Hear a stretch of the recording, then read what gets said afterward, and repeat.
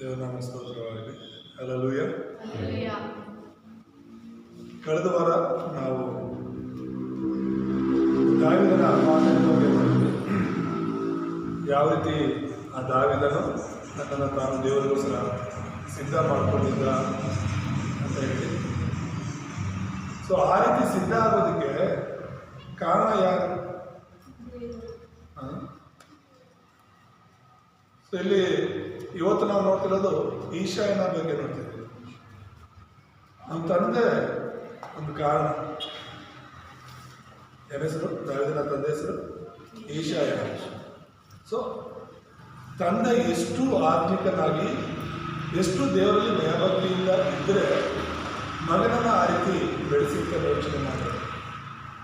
ಈಗ ತಂದೆ ಅಂತೆ ಮಗ, ತಾಯಿ ಅಂತ ಮಗಳು ಅಂತ ಹೇಳ್ಬಿಟ್ಟು ಈ ಕಡೆ ಕೆಲವರು ಹೇಳ್ತಾರಲ್ಲ, ಹಾಗೆ ಅಂದರೆ ತಾಯಿ ತಂದೆ ಹೇಗಿರ್ತಾರೋ ಹಾಗೇನೆ ಅವ್ರ ಮಕ್ಕಳು ಕೂಡ ಬೆಳೆಸೋದಕ್ಕೆ ಪ್ರಯತ್ನ ಮಾಡ್ತಾರೆ. ಅವ್ರೇನು ಉದ್ಯೋಗ ಮಾಡ್ತಿರ್ತಾರೋ, ಅವ್ರೇನು ವ್ಯಾಪಾರ ಮಾಡ್ತಿರ್ತಾರೋ ಅದನ್ನೇ ಮಕ್ಕಳು ಕಲಿಸ್ಕೊಡ್ತಿರ್ತಾರೆ. ಸೊ ಇಲ್ಲಿ ಈಶಾಯನ ಬಗ್ಗೆ ನಾವು ನೋಡುವಾಗ ಅವನು ದೇವರ ವಾಕ್ಯವನ್ನು ಹಿಡ್ಕೊಂಡು, ದೇವರ ಒಡಂಬಡಿಕೆಯನ್ನು ಹಿಡ್ಕೊಂಡಿದ್ದರಿಂದಲೇ ಆ ಲೋಕದ ಸುವಾರ್ತೀಕರಣಕ್ಕಾಗಿ ಯೋಚನೆ ಮಾಡ್ತಾ ಇದ್ದ. ನಾವು ನಂಬಿರುವಂಥ ಈ ದೇವರು ಇಡೀ ಪ್ರಪಂಚಕ್ಕೆ ಸಾರಲ್ಪಡಬೇಕು. ಯಾವ ರೀತಿ ಸಾರಲ್ಪಡಬೇಕು? ನಾನು ಹೋಗೋಕ್ಕಾಗಿಲ್ಲ ಅಂದ್ರೂ ಕೂಡ ನನ್ನ ಮಕ್ಕಳಲ್ಲಿ ಇರೋ 8 ಜನ ಮಕ್ಕಳಲ್ಲಿ 7 ಜನರು ಸೈನ್ಯದಲ್ಲಿದ್ದು ಕೂಡ ಒಬ್ಬ ಕನಿಷ್ಠ ದೇವರಿಗೋಸ್ಕರ ನಿಲ್ಲಬೇಕು ಅಂತ ಆ ಒಬ್ಬನನ್ನು ದೇವರಿಗೋಸ್ಕರ ಬೆಳೆಸ್ತಾರೆ. ಆಮೇಲೆ ದೇವರಲ್ಲಿ ಅವರು ಬಲವಾಗಿದ್ದದನ್ನು ನಾವು ನೋಡ್ತೀವಿ. ಸೊ ಇವತ್ತಿನ ಅಂಶ ಬಂದು ಈಶಾಯನ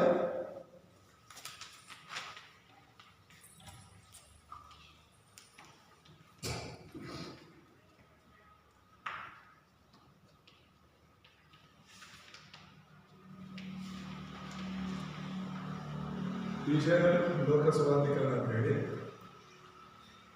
1 ಸಾಮುವೇಲ 15ನೇ ವಚನವನ್ನು ಓದು. ಅಲ್ಲಿ ಮುಖ್ಯವಾಗಿ ಈಶಾಯ ಹೇಳಿ ಕಳಿಸ್ತಾ ಇರೋದು ಏನು ಅಂತ ಹೇಳಿದ್ರೆ, ನೀನು ಅಣ್ಣ ತಮ್ಮನನ್ನು ನೋಡ್ಕೊಂಡು ಬರೋಕ್ಕೆ ಹೋಗು. ಎಲ್ಲಿದ್ದಾರೆ? ಅಣ್ಣಂದರೆಲ್ಲರೂ ಕೂಡ ಯುದ್ಧ ಮಾಡೋ ಜಾಗದಲ್ಲಿ ಇದ್ದಾರೆ. ಯಾರ ಮೇಲೆ ಯುದ್ಧ? ಫಿಲಿಸ್ಟಿಯರ ಮೇಲೆ ಯುದ್ಧ. ಗೋಲಿಯಾತನು ಆ ಒಂದು ಫಿಲಿಸ್ಟಿಯ ಸೈನ್ಯಕ್ಕೆ ಅಧಿಪತಿಯಾಗಿ ಇದ್ದಾರೆ.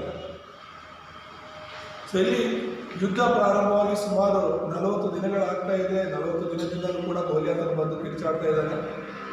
ಇಷ್ಟು ದಿನ ಆದರೂ ಕೂಡ ಅಲ್ಲಿ ಏನು ನಡೀತು ಏನು ಅಂತ, ಇವಾಗಿನ ಥರ ಏನೋ ಫೋನ್ಗಳು ಅವೆಲ್ಲ ಇರಲಿಲ್ಲ. ಅವಾಗ ಫೋನ್ ಮಾಡಿಬಿಟ್ಟು ಈ ಥರ ನಡೀತಾ ಇದೆ ಅಂತ ಆಗಿದ್ದಾಗ ಹೇಳೋದಕ್ಕೆ ಯಾವ ನ್ಯೂಸ್ ಚಾನಲ್ ಇರಲಿಲ್ಲ. ಎಲ್ಲಿ ಏನು ನಡೀತಾ ಇದೆ ಅಂತ ನ್ಯೂಸಲ್ಲಿ ತೋರಿಸೋದಕ್ಕೆ ಅವರೇ ಹೋಗ್ಬೇಕಾಗಿತ್ತು. ಎಲ್ಲಿ ಏನು ನಡೀತಾ ಇದೆ ಅಂತ ಹೇಳ್ಬಿಟ್ಟು ಅಲ್ಲಿನ ಸಮಾಚಾರವನ್ನು ತಿಳ್ಕೊಳ್ಳೋದಕ್ಕೆ ಅವ್ರು ಯಾರನ್ನಾದ್ರೂ ಒಬ್ಬನ ಕಳಿಸ್ತಾ ಇದ್ರು. ಹಾಗೆ ಈ ಒಂದು ಈಶಾಯ ಏನು ಮಾಡ್ತಾ ಇದ್ದಾರೆ? ತನ್ನ ಮಗನನ್ನು ಕಳಿಸ್ತಾ ಇದ್ದಾರೆ. ಅವ್ರು ಬೇಕಾಗಿರುವಂಥ ಆಹಾರವನ್ನು ಅವನ ಕೈಲಿ ಕೊಟ್ಟು ಕಳಿಸಿ, ನೀನು ಹೋಗು, ಅಣ್ಣ ತಮ್ಮಂದ್ರೆ ಯೋಗಕ್ಷೇಮವನ್ನು ವಿಚಾರಿಸ್ಕೊಂಡು ಬರುವಾಗ ನೀನಲ್ಲಿ ಹೋಗಿದ್ದೆ ಅನ್ನೋದಕ್ಕೆ ಒಂದು ಗುರುತನ ತಗೊಂಡು ಬಾ ಅಂತ ಹೇಳ್ತಾರೆ. ಆಮೇಲೆ ಏನು ತಗೋಬಂತ? ಅದು ತುಂಬ ಮುಖ್ಯ. ಗುರುತು ಏನು ತರೋಕ್ಕಾಗುತ್ತೆ? ಗುರುತು ಯಾಕೆ ತರೋಕ್ಕೆ ಹೇಳ್ದ ಅಂತ ನಾವು ಯೋಚನೆ ಮಾಡಿದ್ರೆ, ಈಶಾನಿಗೆ ಗೊತ್ತಿತ್ತು ದಾವೀದನನ್ನ ಯಾವ ರೀತಿಯಲ್ಲಿ ಬೆಳೆಸ್ತಿದ್ದೀನಿ ಅಂತ. ದಾವೀದನಲ್ಲಿರುವಂಥ ಆ ದೇವರ ಭಯ, ಭಕ್ತಿ, ದೇವರಲ್ಲಿರುವಂಥ ನಂಬಿಕೆ ಗೊತ್ತಿತ್ತು. ಯಾಕಂದರೆ ಅವನು ಅದನ್ನು ದಾವೀದನಲ್ಲಿ ಬರುವಂತೆ ಅಥವಾ ಆತ್ಮಿಕವಾಗಿ ಅವನು ಬೆಳೆಯುವಂತೆ ಸಹಾಯ ಮಾಡಿದ್ದೆ ಎಂಬುದಾಗಿ ನೋಡ್ತೀವಿ. ಸೊ ಪರಿಚಯದಲ್ಲಿ 5 ವಿಷಯಗಳನ್ನು ನೋಡುವಾಗ,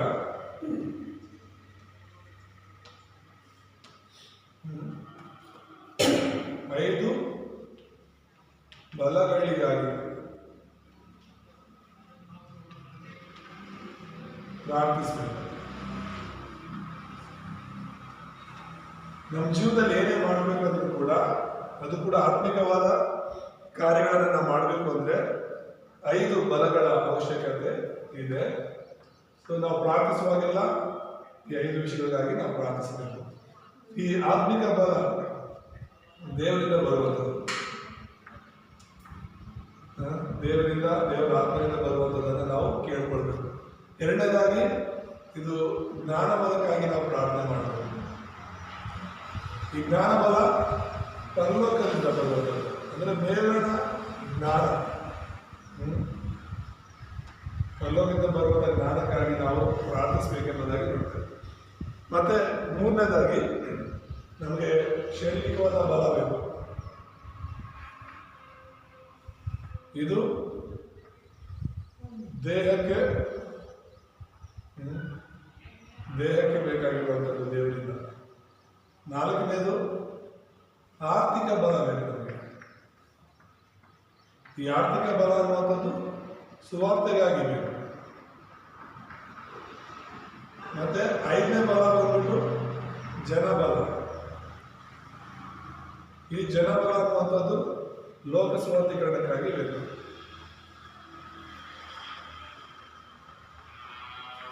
ಸೊ ಈ ವಿಷಯಗಳನ್ನು ನಾವು ಪ್ರಾರ್ಥನೆ ಮಾಡುವವರಾಗಿರಬೇಕು. ಈಶಾನು ಕೂಡ ಇದನ್ನು ಪ್ರಾರ್ಥನೆ ಮಾಡುವವರಾಗಿದ್ದರಿಂದ ವಚನಗಳಲ್ಲಿ ಈ ರೀತಿಯಾಗಿ ಬರೆಯಲ್ಪಟ್ಟಿರೋದು ಅಥವಾ ಈ ರೀತಿಯಾಗಿ ಪ್ರಾರ್ಥನೆ ಮಾಡಿರೋದು ಇಲ್ಲದೇ ಇದ್ರೂ ಕೂಡ ಅವರ ಜೀವಿತಗಳನ್ನು ನೋಡಿದ್ರೆ ಗೊತ್ತಾಗುತ್ತೆ ಯಾವ ರೀತಿ ಅವರು ಪ್ರಾರ್ಥನೆ ಮಾಡುವ ವ್ಯಕ್ತಿಗಳಾಗಿದ್ರು. ಈಶಾನಲ್ಲಿ ಆತ್ಮಿಕ ಬಲ ಇತ್ತು, ಈಶಾನಲ್ಲಿ ಜ್ಞಾನ ಬಲ ಇತ್ತು, ಈಶಾನಲ್ಲಿ ಶಾರೀರಿಕ ಬಲ ಇತ್ತು, ಆರ್ಥಿಕ ಬಲ ಇತ್ತು, ಮತ್ತೆ ಜನರು ಕೂಡ ಜನಬಲ ಇತ್ತು. ಈ ಆಶೀರ್ವಾದಗಳನ್ನ ಈಶಾನು ಹೊಂದ್ಕೊಂಡಿದ್ದ. ದೇವರ ನಾಮಕ್ಕೆ ಮಹಿಮೆ ಉಂಟಾಗಲಿ. ನೀನು ನಾನು ಪ್ರಾರ್ಥನೆ ಮಾಡುವಾಗ ಕೂಡ ಈ 5 ಬಲಗಳು ಏನಕ್ಕಾಗಿ ಬೇಕು ಅಂತ ಹೇಳಿದ್ರೆ, ಆತ್ಮನ ಒಂದು ಬಲ, ನಾವು ದೇವರ ಜೊತೆಗೆ ಹೊಂದಿಕೊಂಡಿರೋದಕ್ಕೆ, ದೇವರಿಂದ ಬಲವನ್ನ ಪಡ್ಕೊಂಡು ದೇವರ ನಾಮಕ್ಕಾಗಿ ಜೀವಿಸೋದಕ್ಕೆ. ಜ್ಞಾನ ಅನ್ನೋದು ಈ ಲೋಕದ ಜ್ಞಾನ ಅಲ್ಲ. ಈ ಲೋಕದ ಜ್ಞಾನ ಹೊಂದ್ಕೊಳ್ಳೋದಕ್ಕೆ ಸಾವಿರಾರು ರೂಪಾಯಿ, ಲಕ್ಷಾಂತರ ರೂಪಾಯಿ ಜನ ಖರ್ಚು ಮಾಡ್ತಾ ಇದ್ದಾರೆ. ಆದರೆ ಅದು ಈ ಲೋಕಕ್ಕೆ ಸಂಬಂಧಪಟ್ಟದಷ್ಟೇ. ಈ ಜ್ಞಾನ ಬಲ ಅಂತ ಹೇಳಿದ್ರೆ ಪರಲೋಕದ ಜ್ಞಾನ. ಈ ಲೋಕದಲ್ಲಿ ಯಾವ ರೀತಿ ಬದುಕಬೇಕು ಅನ್ನೋದಕ್ಕಿಂತ ಹೆಚ್ಚಾಗಿ ದೇವರ ಮಕ್ಕಳಾಗಿ ನಾವು ಯಾವ ರೀತಿ ಬದುಕಬೇಕು, ಪರಲೋಕದ ಪ್ರಜೆಗಳಾಗಿ ನಾವು ಹೇಗೆ ಬದುಕಬೇಕು. ಈಗ ಬರೀ ಶರೀರಧಾರಿಗಳಾಗಿ ಭೂಲೋಕದಲ್ಲಿ ನಾವು ಜೀವಿಸೋದಾದ್ರೆ ಭೂಲೋಕದಲ್ಲಿ ತುಂಬಾ ಜ್ಞಾನ ಬೇಕಾಗುತ್ತೆ. ಯಾರು ತುಂಬಾ ಜ್ಞಾನಿಗಳಾಗಿದ್ದಾರೆ ಅವ್ರು ಚೆನ್ನಾಗಿ ಬದುಕ್ತಾ ಇದ್ದಾರೆ. ಯಾರಿಗೆ ಜ್ಞಾನ ಕಡಿಮೆ ಇದೆಯೋ ಅವ್ರ ಜೀವನ ಯಾವ ರೀತಿ ಎಷ್ಟು ಕಷ್ಟಗಳಲ್ಲಿದೆ ಅಂತ ನೀವು ನೋಡ್ತಾ ಇದ್ದೀರ. ಅದೇ ರೀತಿಯಲ್ಲಿ ಪರಲೋಕದ ಬಗ್ಗೆ ನಾವು ಯೋಚನೆ ಮಾಡುವಾಗ ಇದೇ ಲೋಕದಲ್ಲಿ ಪರಲೋಕದ ಜನರು ಕೂಡ ಇದ್ದಾರೆ, ಪರಲೋಕಕ್ಕೆ ಸಂಬಂಧಪಟ್ಟವರು ಕೂಡ ಇದ್ದಾರೆ. ಯಾರು ದೇವರ ತುಂಬಾ ಚೆನ್ನಾಗಿ ಬದುಕಿದ್ದಾರೆ ಅಂದ್ರೆ ದೇವರ ಜ್ಞಾನವನ್ನು ಹೊಂದಿರೋರು, ಆಮೇಲೆ ಪರಲೋಕದ ವಿಷಯಗಳನ್ನ ಸರಿಯಾಗಿ ಅರ್ಥ ಮಾಡ್ಕೊಂಡಿರೋರು, ದೇವರಿಗೋಸ್ಕರ ದೇವರಾಜ್ಯಕ್ಕೋಸ್ಕರ ಬದುಕ್ತಾ ಇದ್ದಾರೆ. ಆ ದೇವರ ಜ್ಞಾನ ಹಿಂದಿರೋರು ಇನ್ನೂ ಭೂಲೋಕಕ್ಕೋಸ್ಕರನೇ ಜೀವಿಸ್ತಾ ಇದ್ದಾರೆ. ಇದನ್ನ ನಾವು ಅರ್ಥ ಮಾಡ್ಕೋಬೇಕು. ಹಾಗಾಗಿ ಜ್ಞಾನ ಬದುಕಾಗಿ ಪ್ರಾರ್ಥಿಸಬೇಕು. ಮೂರನೇದಾಗಿ ಶಾರೀರಿಕವಾಗಿ ನಮಗೆ ಬಲ ಬೇಕು. ಕಾರಣ ಈ ಲೋಕದಲ್ಲಿ ನಾವು ಎಲ್ಲಿಂದ ಎಲ್ಲಿಗೆ ಹೋಗ್ಬೇಕು, ಏನೇ ಮಾಡ್ಬೇಕಂದ್ರೂ ಕೂಡ ನಮಗೆ ಶಾರೀರಿಕವಾಗಿ ಬಲ ಇದ್ರೆ ಮಾತ್ರನೇ ಹೋಗಿ ದೇವರಿಗಾಗಿ ಸೇವೆ ಮಾಡ್ಲಿಕ್ಕಾಗುತ್ತೆ. ಹಾಗಾಗಿ ಪ್ರಾರ್ಥನೆ ಮಾಡುವಾಗಲೇ ದೇವರು ನನಗೆ ಒಂದು ಶಾರೀರಿಕವಾದ ಬಲವನ್ನು ಕೊಡಿ ಎಂಬುದಾಗಿ. ನಾಲ್ಕನೇದಾಗಿ ನಮಗೆ ಗೊತ್ತು ಹಣವಿಂದ ನಾವೇನು ಮಾಡೋದಕ್ಕೆ ಆಗೋದಿಲ್ಲ ಅಂತ ಹೇಳ್ಬಿಟ್ಟು ನಾವು ಪ್ರಾರ್ಥಿಸ್ಬೇಕು. ದೇವ್ರ ಕೈಲಿ ಆಗುತ್ತೆ. ದೇವರು ಎಲ್ಲವನ್ನ ದೇವರು ಸೃಷ್ಟಿ ಮಾಡಿರೋದ್ರಿಂದ ನೀವು ಕೇಳ್ಕೊಂಡ್ರೆ ನಾನು ಕೊಡ್ತೀನಿ ಅಂತ ಹೇಳಿದ್ದಾರೆ. ದೇವರ ಸೇವೆಗೋಸ್ಕರ ನಮಗೆ ಹಣದ ಅವಶ್ಯಕತೆ ಇರೋದ್ರಿಂದ ದೇವರ ಕಾಲ ಬಾಗಿಲನ್ನು ತೆರೀಲಿ ಅಂತ ಹೇಳ್ಬಿಟ್ಟು ನಾವು ಪ್ರಾರ್ಥಿಸಬೇಕು. ಖಂಡಿತ ಬಾಗಿಲನ್ನು ತೆರೆದುಕೊಡುತ್ತೆ. ಮತ್ತು ಐದನೇದಾಗಿ ಸೇವೆಗಳಿಗೋಸ್ಕರ ನಮಗೆ ಜನ ಬೇಕು.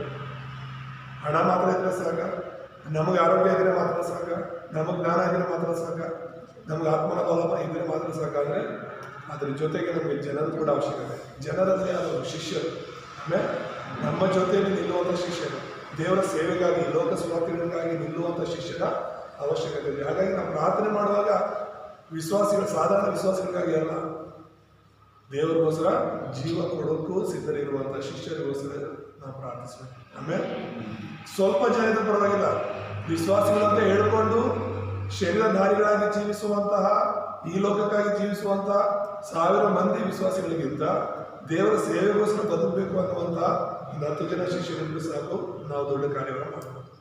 ಆಮೇಲೆ ಸೊ ಇಲ್ಲಿ ನೋಡಿ, ಒಬ್ಬ ಈಶಾಯ ತನ್ನ ಮಗನನ್ನ ದೇವರಿಗೋಸ್ಕರ ಬೆಳೆಸಿದ್ದಕ್ಕೆ ಏನೆಲ್ಲ ನಡೀತು ಅಂತ ನಾವು ನೋಡ್ತೇವೆ. ಮುಖ್ಯ ಸಂದೇಶದಲ್ಲಿ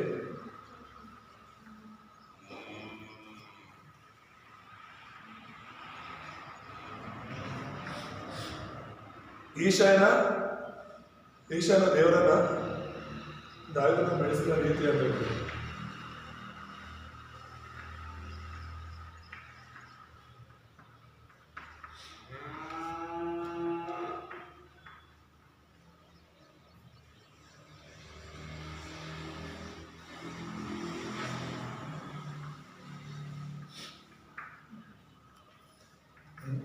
ಈಶಾನು ದಾವಿದನಲ್ಲಿ ದೇವರ ವಿಷಯಗಳನ್ನ ತುಂಬಿದ, ದೇವರಿಗಾಗಿ ಬದುಕುವಂತೆ ಮಾಡಿದ. ಈಗ ದಾವಿದನಿಗೆ ದೇವರ ಭಯಭಕ್ತಿಯಿಂದ ಬಂತು, ದಾವಿದನಿಗೆ ದೇವರ ನಂಬಿಕೆಯಿಂದ ಬಂತು. ದಾವಿದನಿಗೆ ಯೆಹೋವನೊಬ್ಬನೇ ದೇವರಂತ ಏನು ಗೊತ್ತಾಯಿತು? ತನ್ನ ತಂದೆ ಇಲ್ಲ. ಆಮೇಲೆ ಸೊ ಅದಕ್ಕೆ ನಾನು ಯಾವಾಗ ಹೇಳ್ತಾ ಇದ್ದೀನಿ, ನಾವು ನಮ್ಮ ಮಕ್ಕಳಿಗೆ ದೇವರ ವಿಷಯದಲ್ಲಿ ಬೆಳೆಸಬೇಕು ಅಂತ ಹೇಳ್ತೀವಿ. ದೇವರಲ್ಲಿ ಬೆಳೆದಕ್ಕೋಸ್ಕರ ಈಶಾಯನು ತನ್ನ ಮಗನನ್ನ, ಈ ದಾವಿದ ಯಾವಾಗಲೂ ಮನೆಯಲ್ಲಿ ಇರ್ತಾ ಇದ್ದ, ಹೆಚ್ಚಾಗಿ ಕುರಿ ಮೇಯಿಸ್ಕೊಂಡು ಬಂದು ಮನೆಯಲ್ಲಿ ಇರ್ತಾ ಇದ್ದ. ಆದರೆ ಇನ್ನು ಬೇರೆ ಮಕ್ಕಳೆಲ್ಲರೂ ಕೂಡ ಈಶಾನ ಹಿರಿಯ ಮಕ್ಕಳೆಲ್ಲರೂ ಕೂಡ ಯುದ್ಧದಲ್ಲಿ ಇದ್ರು, ಸೈನಿಕರಾಗಿದ್ರು. ಯಾವಾಗಲೂ ಸೌಲನ ಜೊತೆ ನಿಲ್ತಾ ಇದ್ರು ಅರಮನೆಯಲ್ಲಿ.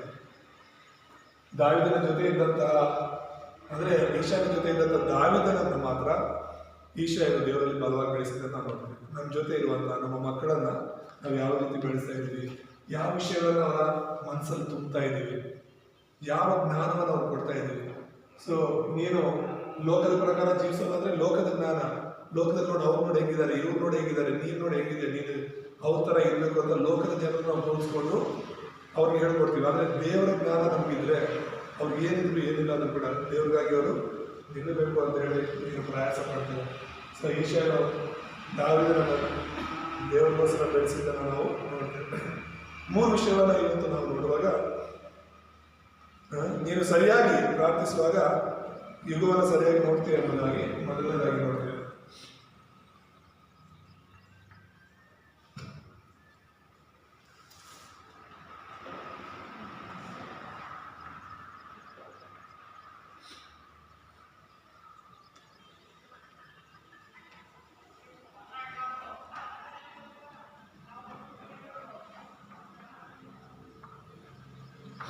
ನಮ್ಮ ಪ್ರಾರ್ಥನೆ ಸರಿಯಾಗಿರಬೇಕು ಅಂತ ನೋಡ್ತೇವೆ.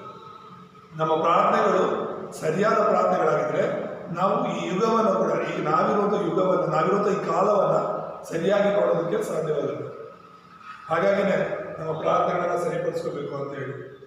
ಸೊ ಯೇಸು ಸ್ವಾಮಿನೇ ಹೇಳ್ಕೊಟ್ಟಿದ್ದಾರೆ, ಶಿಷ್ಯರಿಗೆ ಪ್ರಾರ್ಥನೆ ಮಾಡೋದು ಗೊತ್ತಿಲ್ಲ ಅಂದಾಗ ದೇವರೇ ನಾವು ಹೇಗೆ ಪ್ರಾರ್ಥನೆ ಮಾಡಬೇಕು ಹೇಳ್ಕೊಡಿ ಅಂತ ಹೇಳಿದ್ರೆ, ಯೇಸು ಸ್ವಾಮಿ ಹೇಳ್ಕೊಟ್ಟಿರೋಂಥ ಪ್ರಾರ್ಥನೆ, ಕರ್ತನ ಪ್ರಾರ್ಥನೆಯನ್ನು ನಾವು ಮತ್ತೆ ಆ ಅಧ್ಯಾಯದಲ್ಲಿ ನೋಡ್ಬೋದು. ಅಂದರೆ ಆ ಪರಲೋಕದ ಪ್ರಾರ್ಥನೆ ಯಾವ ರೀತಿ ಇದೆ ಅದನ್ನು ಸ್ವಲ್ಪ ನೀವು ಧ್ಯಾನ ಮಾಡುವಾಗ ದೇವ್ರು ಹೇಳ್ತಿರೋದೇನು,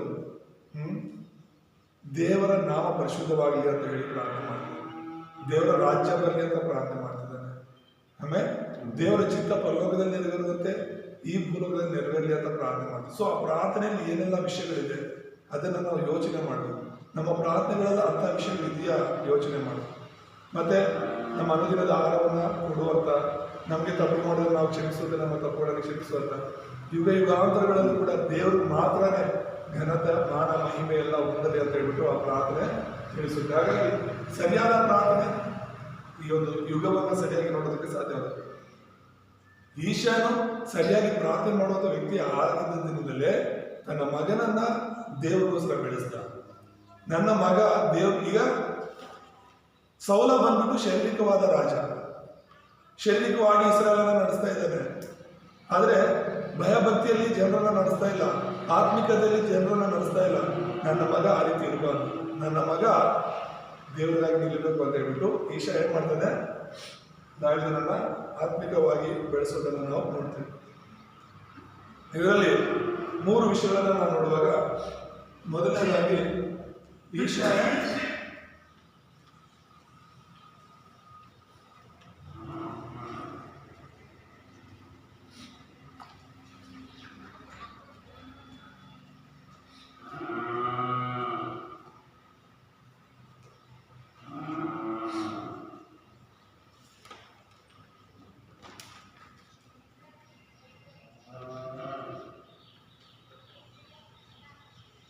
ಈಶಾನು ದಾವಿದನಿಗೆ ಕುರಿಗಳನ್ನು ಒಪ್ಪಿಸೋದನ್ನು ನಾವು ನೋಡ್ತೀವಿ. ಕೀರ್ತನೆ 78ರಲ್ಲಿ 70ರಿಂದ 72 ವಚನಗಳಲ್ಲಿ ನಾವು ಓದುವಾಗ ಈಶಾನು ದಾವಿದನಿಗೆ ಕುರಿಗಳನ್ನು ಒಪ್ಪಿಸ್ದ ಅಂತ ಹೇಳ್ತಾರೆ. ಆ ಕುರಿಗಳನ್ನು ಯಾವ ರೀತಿ ಮೇಯಿಸಬೇಕು, ಆ ಕುರಿಗಳನ್ನು ಯಾವ ರೀತಿ ಬೆಳೆಸಬೇಕು, ಯಾವ ರೀತಿ ಅವುಗಳನ್ನು ಕಾಪಾಡಬೇಕು ಅಂತ ಹೇಳಿ ಒಂದು ಅನುಭವ ಅವನಿಗೆ ಆಗ್ತಾ ಇತ್ತು. ದೇವರೇ ಹೇಳ್ತಾನೆ, ಕುರಿಗಳನ್ನು ಮೇಯಿಸ್ತಿದ್ದಂಥ ದಾವಿದನನ್ನು ಕರ್ಕೊಂಡು ಬಂದು ಇಸ್ರಾಯೇಲ್ಯರ ಮೇಲೆ ಕುರುಬನಾಗಿ ನೇಮಿಸಿದ್ದೇನೆ, ಇಸ್ರಾಯೇಲನ್ನ ನಡೆಸೋದಕ್ಕೆ ಕುರುಬನಾಗಿ ನೇಮಿಸಿದ್ದೇನೆ ಅಂತ. ಆ ಕುರಿಗಳನ್ನು ಮೇಯಿಸುವಾಗ ಅವರು ತಾಳ್ಮೆ ಕಲಿತಾರೆ. ಕುರಿಗಳ ಬಗ್ಗೆ ಚಿಂತೆ ಮಾಡ್ತಾರೆ, ಕುರಿಗಳನ್ನ ವಿರೋಧಿಗಳಿಂದ, ಶತ್ರುಗಳಿಂದ ರಕ್ಷಿಸ್ತಾರೆ. ಇದು ನನ್ನ ಕುರಿಗಳು, ನನ್ನ ತಂದೆ ನಾನು ಕೊಟ್ಟಿದ್ದಾನೆ, ಇದನ್ನು ನಾನು ಜವಾಬ್ದಾರಿಯುತವಾಗಿ ನಡೆಸಬೇಕು ಅಂತ ಹೇಳಿ ಎಷ್ಟು ವಿಷಯಗಳನ್ನು ಕಲಿಬೋದು ಆ ಕುರಿಯನ್ನು ಮೇಯಿಸುವಾಗ. ಅವುಗಳಿಗೆ ಆಹಾರವಾಗಲಿ, ಅವ್ರಿಗೆ ನೀರಾಗಲಿ ಎಲ್ಲವನ್ನು ಯೋಚನೆ ಮಾಡ್ತಿರ್ತಾನೆ. ಇವಾಗಿರೋ ಥರ ಏನೋ ಒಂದು 5 ಕುರಿ 10 ಕುರಿ ಎಲ್ಲ ಅವಾಗ ಇರ್ತಾ ಇತ್ತು, ಸಾವಿರಾರು ಕುರಿಗಳು ಇರ್ತಾ ಇತ್ತು. ಆ ಕುರಿಗಳನ್ನೆಲ್ಲ ಅವನಷ್ಟು ಜವಾಬ್ದಾರಿಯುತವಾಗಿ ನಡೆಸ್ತಾ ಇದ್ದ ಅಂತ ಹೇಳಿದ್ರೆ ಅದೊಂದು ಟ್ರೈನಿಂಗ್ ಥರ ಅವನಿಗೆ. ಆಮೇಲೆ ಅವ್ರಿಗೊಂಥರ ತರಬೇತಿ. ಈಗ ಆ ಕುರಿಗಳನ್ನು ಮೇಯಿಸ್ತಾ ಇದ್ದಂಥ ದಾವೀದನು ಒಂದನ್ನೊಂದು ದಿನ ಅವನು ದೇವರಿಂದ ಆರಿಸಲ್ಪಡ್ತಾನೆ, ಇಸ್ರಾಯೇಲ್ ಮೇಲೆ ರಾಜನಾಗ್ತಾನೆ. ಇಸ್ರಾಯೇಲ್ ಮೇಲೆ ರಾಜನಾದ ಮೇಲೆ ಇಸ್ರಾಯೇಲನ್ನು ಯಾವ ರೀತಿ ನಡೆಸಬೇಕು, ಅವನ್ನ ಯಾವ ರೀತಿ ಕಾಪಾಡಬೇಕು, ಶತ್ರು ರಾಜರುಗಳಿಂದ ಹೇಗೆ ಕಾಪಾಡಬೇಕು, ಇಸ್ರಾಯೇಲನ್ನ ದೇವರಲ್ಲಿ ಭಯಭಕ್ತಿ ಹೇಗೆ ಬಡಿಸಬೇಕು, ಪ್ರತಿಯೊಂದನ್ನು ಕೂಡ ಆ ಕುರಿಗಳನ್ನು ಯಾವ ರೀತಿ ನಡೆಸ್ಕೊತಿದ್ದಾನೋ ಅದೇ ರೀತಿಯಲ್ಲಿ ಇಸ್ರಾಯೇಲ್ ಜನರನ್ನ ಕೂಡ ಅವನು ನಡೆಸೋದಕ್ಕೆ ಪ್ರಾರಂಭ ಮಾಡ್ತಾನೆ. ಹಾಗಾಗಿ ನಮ್ಮ ಜೀವನದಲ್ಲಿ ನಾವು ಈಗ ಏನು ಮಾಡ್ತಾ ಇದ್ರು ಕೂಡ ದೇವರನ್ನ ಒಂದು ಟ್ರೈನಿಂಗ್ ಆಗಿ ಕೊಡ್ತಾ ಇದ್ದಾನೆ. ಆಮೇಲೆ ಸೊ ಅದನ್ನು ನಾವು ನಮ್ಗೆ ದೇವರು ಯಾವ ಕೆಲಸ ಕೊಟ್ಟಿದ್ರು, ಈಗ ನಾವು ಯಾವ ಕೆಲಸ ಮಾಡ್ತಾ ಇದ್ರು ಕೂಡ ಅದನ್ನು ನಂಬಿಕಸ್ಥರಾಗಿ ನಾವು ಮಾಡೋದನ್ನು ಕಲಿಬೇಕು. ಸ್ವಲ್ಪದ್ರಲ್ಲಿ ನಾವು ನಂಬಿಕಸ್ಥರಾಗಿದ್ರೆ ದೇವರು ದೊಡ್ಡದನ್ನು ಕೊಡೋದಾಗಿದೆ. ನಾವು ಸ್ವಲ್ಪದ್ರಲ್ಲಿ ನಂಬಿಕೆಯನ್ನು ಕಳ್ಕೊಬಿಟ್ರೆ ದೇವರು ದೊಡ್ಡ ಸೇವೆಗಳನ್ನು ನಮಗೆ ಕೊಡೋದಕ್ಕಾಗೋದಿಲ್ಲ ಎಂಬುದಾಗಿ. ಸೊ ಹಾಗಾಗಿ ಇಲ್ಲಿ ಈಶಾನ ಎಷ್ಟು ನಂಬಿಕಸ್ಥನಾಗಿ ದಾವೀದನ್ನ ಬೆಳೆಸಿದ ಎಂಬುದಾಗಿ ನೋಡ್ತೇವೆ. ಅದಾದಮೇಲೆ ಕಳೆದ ವಾರ ನಾವು ನೋಡಿದಾಗೆ ಎರಡನೇದಾಗಿ ದಾವೀದ ಅರಸನಾಗುವುದನ್ನು ನೋಡ್ತೇವೆ.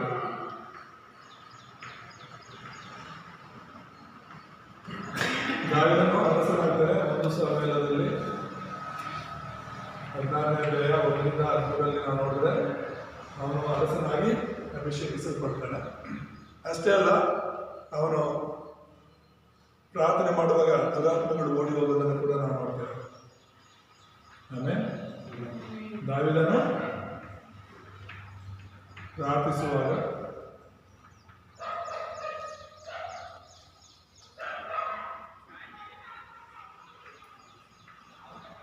ದುರಾತ್ಮ ಓಡಿದ್ದನ್ನು ನಾವು ನೋಡ್ತೇವೆ. 1 ಸಮುವೇಲ 16:23 ನಾವು ನೋಡ್ತೇವೆ. ದಾವೀದನು ಅರಮನೆಯಲ್ಲಿ ಸೇವೆಗಾಗಿ ಹೋಗ್ತಾನೆ. ಈ ಒಂದು ಸೌಲನ ಮೇಲೆ ಯಾವಾಗಲೂ ದುರಾತ್ಮ ಬರ್ತಾ ಇರುತ್ತೆ. ಸೊ ಆ ಒಂದು ದುರಾತ್ಮನಿಂದ ಬಿಡುಗಡೆ ಹೊಂದೋದಕ್ಕೆ ಆಗದೆ ಇರುವಾಗ ದಾವೀದನು ಹೋಗಿ ಯಾವಾಗೆಲ್ಲ ದೇವ್ರನ್ನ ಆರಾಧನೆ ಮಾಡ್ತಿದ್ನೋ ಅರಮನೆಯಲ್ಲಿ ಆ ಸೌಲನ ಮುಂದೆ ಕೂತು ದೇವ್ರ ನಾಮವನ್ನು ಮಹಿಮೆ ಪಡಿಸ್ತಾ ಇದ್ನೋ, ಆಟೋಮೆಟಿಕ್ ಆಗಿ ದುರಾತ್ಮ ಏನು ಮಾಡ್ತಿತ್ತಂತೆ, ಸೌಲನನ್ನು ಬಿಟ್ಟು ಹೋಗ್ತಾ ಇದ್ದ. ಯೋಚನೆ ಮಾಡಿ, ಸೌಲ ದೇವರಿಂದ ಆರಿಸಲ್ಪಟ್ಟವನೇ, ಅಂದರೆ ಜನರು ಬೇಕು ಅಂತ ಹೇಳಿದಕ್ಕೆ ರಾಜನಾಗಿ ಆರಿಸ್ಕೊಂಡು. ಸೌಲನ ಯಾರು? ದೇವರ ಮಗನೇ. ಸೌಲನ ಯಾರು? ದೇವರ ಮಕ್ಕಳ ಮೇಲೆ ಅರಸನಾಗಿ ಇರುವನೇ. ಆದರೆ ಅವನಲ್ಲಿ ದುರಾತ್ಮ ಇತ್ತು, ಅವನು ಈ ಲೋಕದ ಆಲೋಚನೆಗಳಿಂದ ನಡೆಸಲ್ಪಡ್ತಾ ಇದ್ದ. ಸೌಲ ದಾವೀದನನ್ನು ನೋಡಿದ್ರೆ ದಾವೀದನು ಆತ್ಮಿಕ ವ್ಯಕ್ತಿಯಾಗಿದ್ದ, ಸೌಲ ಶಾರೀರಿಕ ವ್ಯಕ್ತಿಯಾಗಿದ್ದ. ಇಬ್ರು ದೇವರ ಮಕ್ಕಳೇ, ಇಬ್ರು ದೇವರ ಮಕ್ಕಳೇ, ಇಸ್ರಾಯೇಲರೇ, ದೇವರು ಆರಿಸ್ಕೊಂಡವರೇ. ಆದರೆ ಯಾರನ್ನ ಹೆಚ್ಚು ಪ್ರೀತಿ ಮಾಡ್ತಾ ಇದ್ರು ನೋಡಿ. ದಾವೀದನು ಸಂಪೂರ್ಣವಾಗಿ ದೇವರಿಗಾಗಿ ನಿಲ್ಲೋದಕ್ಕೆ ಪ್ರಯತ್ನ ಮಾಡಿದ, ಸೌಲನು ಅವನಿಷ್ಟಕ್ಕೆ ಅವನ ಆಲೋಚನೆಗಳಂತೆ ನಡೆಯೋದಕ್ಕೆ ಪ್ರಾರಂಭ ಮಾಡ. ಹಾಗಾಗಿ ಅವನು ದೇವರಿಂದ ನಡೆಸಲ್ಪಟ್ಟು ದೇವರ ಕಾರ್ಯಗಳಲ್ಲಿ ಇದ್ದು ದೇವರ ದೇಶವನ್ನ ನಡೆಸುವಂಥ ರಾಜನಾಗಿದ್ರು ಕೂಡ ದುರಾತ್ಮ ಅವನಲ್ಲಿ ಬಂದು ಅವನನ್ನು ಆಳ್ವಿಕೆ ಮಾಡ್ತಾ ಇತ್ತು. ಯಾಕಂದ್ರೆ ದೇವರ ಆಲೋಚನೆಗಳ ಅವನಲ್ಲಿ ಇರಲಿಲ್ಲ, ದೇವರಿಗಾಗಿ ಜೀವಿಸಬೇಕು ಅನ್ನೋದು ಅವನಲ್ಲಿ ಇರಲಿಲ್ಲ. ನನ್ನ ಒಂದು ಸ್ಥಾನ ಎಲ್ಲೋ ಬಿಡುತ್ತೋ, ನನ್ನ ಒಂದು ಅಧಿಕಾರ ಎಲ್ಲೋ ಬಿಡುತ್ತೋ, ನನ್ನ ಈ ಒಂದು ಆಸ್ತಿ ಅಂತಸ್ತು ಅರಮನೆ ಎಲ್ಲ ಎಲ್ಲೋ ಬಿಡುತ್ತೋ, ಎಲ್ಲಿ ಇದನ್ನೆಲ್ಲ ದಾವೀದನು ಅಥವಾ ಬೇರೆ ರಾಜನ ತಗೋಬಿಡ್ತಾನೋ ಅಂತ ಹೇಳ್ಬಿಟ್ಟು ಯಾವಾಗಲೂ ಆ ರೀತಿಯನ್ನು ಚಿಂತೆ ಮಾಡ್ತಾ ಇದ್ದೆ. ಅವೆಲ್ಲ ದುಷ್ಟನ ಆಲೋಚನೆಗಳು. ಎಲ್ಲ ಕೊಡುವವನು ಎಲ್ಲ ತಗೊಳ್ಳೋನು ದೇವರೇ ಆಗಿರೋದ್ರಿಂದ ನಾವು ಆ ಥರದ ಆಲೋಚನೆಗಳು ಇರಬಾರ್ದು. ಆಮೇಲೆ ಆದರೆ ಇಲ್ಲಿ ದಾವೀದನ ಒಂದು ಅಭಿಷೇಕ, ದಾವೀದನಲ್ಲಿದ್ದಂಥ ದೇವರ ಆತ್ಮನ ಬಲದಿಂದ ಸೌಲನಲ್ಲಿದ್ದಂಥ ದುರಾತ್ಮ ಓಡಿ ಹೋಗಿದ್ದನ್ನು ನಾವು ನೋಡ್ತೇವೆ. ಈ ರೀತಿಯಾಗಿ ಅಂದರೆ ಪ್ರಾರ್ಥನೆಗಳು ಸರಿಯಾಗಿತ್ತು ಎಂಬುದಾಗಿ ನಾವು ನೋಡ್ತಿರೋದು. ಇಲ್ಲಿ ಈಶಾನ ಒಂದು ಪ್ರಾರ್ಥನೆ ಮೂಲಕ, ಇಲ್ಲಿ ಒಂದು ಸಮ್ಮೇಳನ ಪ್ರಾರ್ಥನೆ ಮೂಲಕ, ಇಲ್ಲಿ ದಾವೀದನ ಒಂದು ಪ್ರಾರ್ಥನೆ ಮೂಲಕ ಯಾವ ರೀತಿ ಅವರು ಯುಗವನ್ನು ನೋಡಿದ್ರು, ಆ ಪರಿಸ್ಥಿತಿಗಳನ್ನು ನೋಡಿದ್ರು, ಅದನ್ನು ಯಾವ ರೀತಿ ಬದಲಾಯಿಸಿದ್ರು ಎಂಬುದಾಗಿ ನಾವು ನೋಡ್ತಾ ಇದ್ದೇವೆ. ಎರಡನೇದಾಗಿ ನಾವು ನೋಡುವಾಗ ನೀನು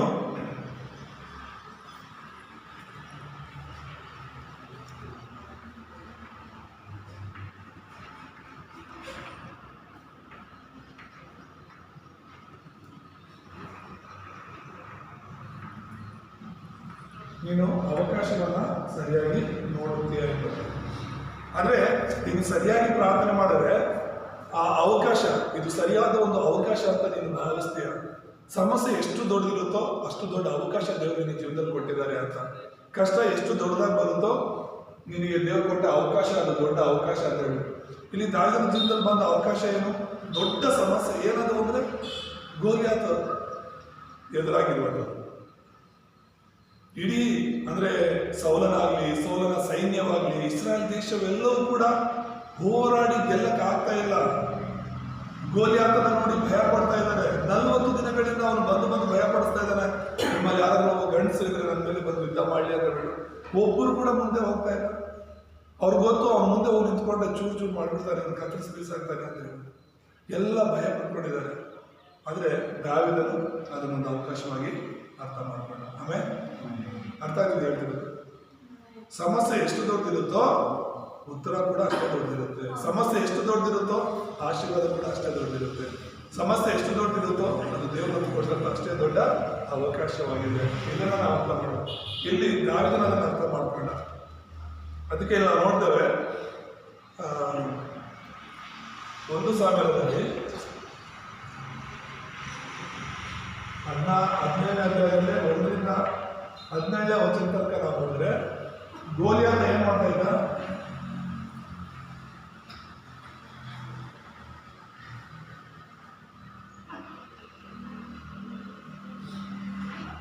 ಗೋಲಿಯಾತ ಇಸ್ರಾಯೇಲ್ ಮೇಲೆ ಸವಾಲು ಆಗ್ತಿದ್ದ. 1 ಸಾಮ್ಯ 17 1ರಿಂದ 17ನೇ ವಚನ ತನಕ ನಾವು ನೋಡಿದ್ರೆ ಪ್ರತಿ ಸಲ ಅವನು ಬರೋದು ಇಸ್ರಾಯೇಲ್ ಮೇಲೆ ಕೂಗಾಡೋದು, ಪ್ರತಿ ಸಲ ಬರೋದು ಇಸ್ರಾಯೇಲ್ ಮೇಲೆ ಕೂಗಾಡೋದು. ದೇವರ ಹೆಸರು ಕೂಡ ಅವಮಾನ ಪಡಿಸ್ತಾ ಇದ್ದ. ಯೆಹೋವ ದೇವರ ಹೆಸರು, ಯೇಸು ದೇವರ ಹೆಸರು ಕೂಡ ಅವನು ಅವಮಾನ ಮಾಡ್ತಾ ಇದ್ದ. ದಿನ ಇದೇ ಆಗ್ತಾ ಇತ್ತು ಅವನು. ಅದಕ್ಕೆ ಅವನೊಂದು 9 ಅಡಿ ಹೈಟ್ ಇದ್ದಂತ ಅವನು. 9 ಮೊಳ ಅಂತ ಹೇಳಿದ್ರೆ ಹೆಚ್ಚು ಕಮ್ಮಿ 9 ಅಡಿಗಿಂತ ಹೆಚ್ಚು ಅವನು ಬಲ, ತುಂಬ ಬಲವಾಗಿ ಅವನನ್ನು ನೋಡಿನೇ ಭಯ ಪಡ್ತಾ ಇದ್ರು. ಯಾರು ಕೂಡ ಅವನ ಮೇಲೆ ಯುದ್ಧ ಮಾಡಲಿಕ್ಕೆ ಧೈರ್ಯ ಮಾಡ್ತಾ ಇದ್ರು. ಅದು ಕೂಡ ಅವನ ಬಗ್ಗೆ 17ನೇ ಅಧ್ಯಾಯದಲ್ಲಿ ನೀವು ಮನೆಗೆ ಹೋಗಿ 17ನೇ ಅಧ್ಯಾಯ ಓದಿ ನೋಡಿ. ಅವನು ಚಿಕ್ಕ ವಯಸ್ಸಿನಿಂದಲೂ ಕೂಡ ಯುದ್ಧ ವಿದ್ಯೆಗಳನ್ನು ಕಲ್ತವನೆ. ಚಿಕ್ಕ ವಯಸ್ಸಿನಿಂದಲೂ ಕೂಡ ಅವನೊಬ್ಬ ರಣಧೀರನಾಗಿ ಹೇಳ್ತಾ ಇದ್ದ. ಅವನನ್ನು ಯಾರು ಸೋಲಿಸಲಿಕ್ಕೆ ಆಗ್ತಾ ಇರಲಿಲ್ಲ. ಹಾಗಾಗಿ ಅವನು ಬಂದು ಇಸ್ರಾಯೇಲ್ ಜನರ ಮೇಲೆ ಕೂಗಾಡ್ತಾ ಇದ್ದ ಎಂಬುದಾಗಿ ವಚನಗಳು ನಾವು ನೋಡ್ತೇವೆ. ಅದಕ್ಕೆ ಅಂಥ ಸಮಯದಲ್ಲಿ ಏನ್ ಮಾಡ್ತಾನೆ, ಇಲ್ಲಿ ಈಶಾಯನು ತನ್ನ ಮಗನಾದ ದಾವೀದನನ್ನ ಒಂದು ಗುರುತು ತರಕ್ಕೆ ಹೇಳೋದನ್ನು ನಾವು ನೋಡ್ತಾ ಇದ್ದೇವೆ. 1 ಸಾಮ್ಯದಲ್ಲಿ 17ನೇ ಅಧ್ಯಾಯದಲ್ಲೇ 18ನೇ ವಚನದಲ್ಲಿ ಈಶಾಯ ಏನ್ ಮಾಡ್ತಾನೆ,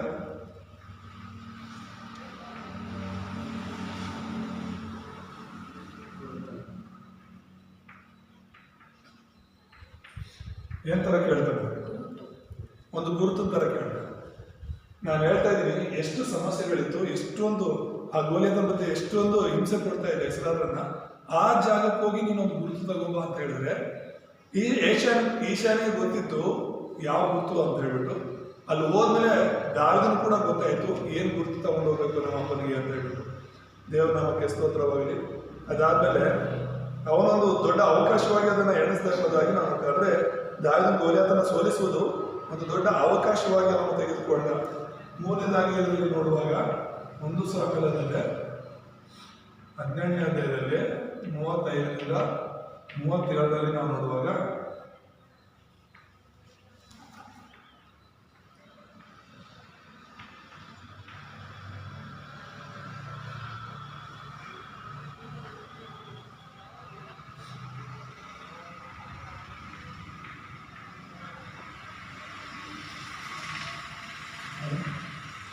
ದಾವಿದನಿಗೆ ಒಂದು ದೊಡ್ಡ ಅವಕಾಶವಾಗಿತ್ತು.